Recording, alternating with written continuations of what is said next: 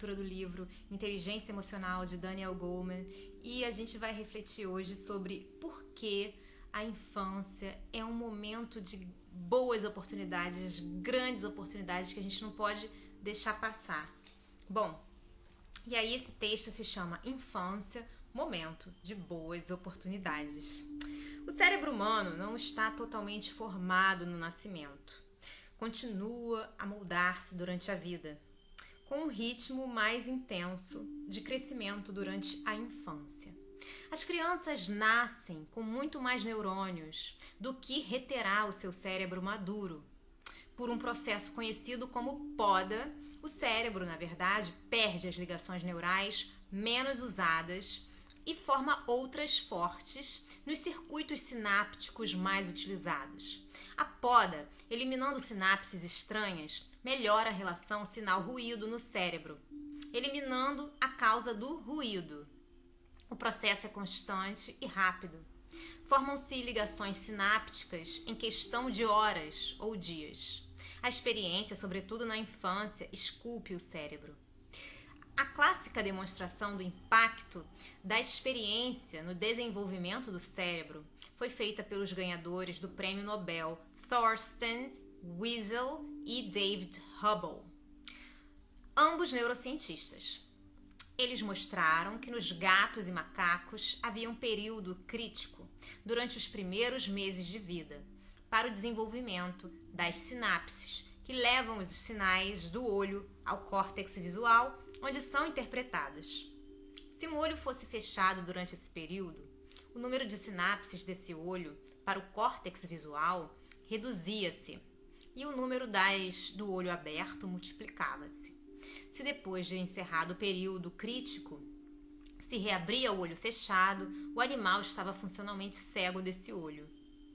Embora não houvesse problema com o olho propriamente dito, os circuitos para o córtex visual eram muito reduzidos para que os sinais desse olho fossem interpretados. Nos seres humanos, o período crítico correspondente para a visão são os 6 primeiros anos de vida.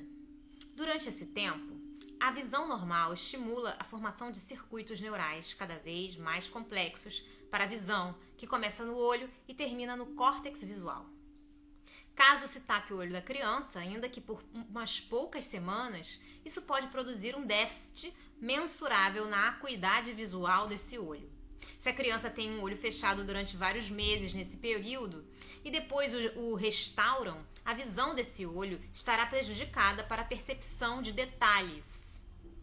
Uma vívida demonstração do impacto da experiência no cérebro em desenvolvimento está nos estudos de ratos ricos e pobres.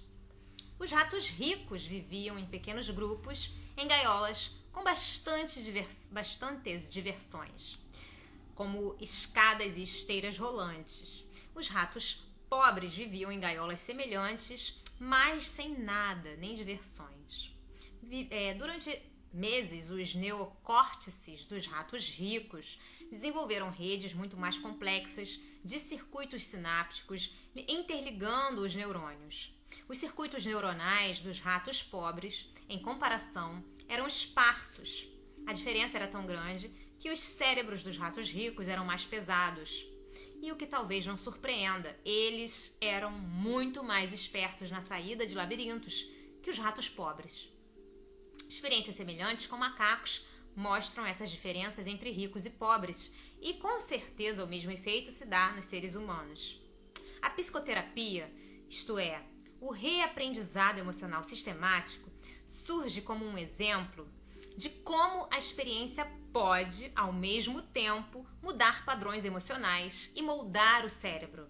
A demonstração mais sensacional vem de um estudo de pessoas que estavam se tratando de perturbações obsessivo-compulsivas.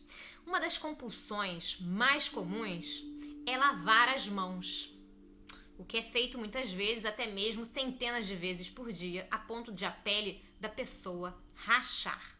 Estudos analíticos de varredura PET mostram que os obsessivo-compulsivos têm uma atividade maior que a normal nos lobos pré-frontais.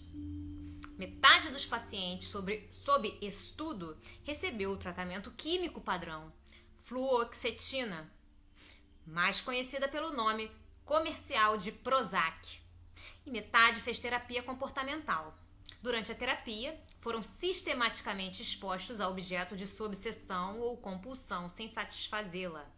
Pacientes com compulsão para lavar as mãos foram postos junto a uma pia, mas sem permissão de lavá-las. Ao mesmo tempo, aprendiam a questionar os temores e medos que os mobilizavam.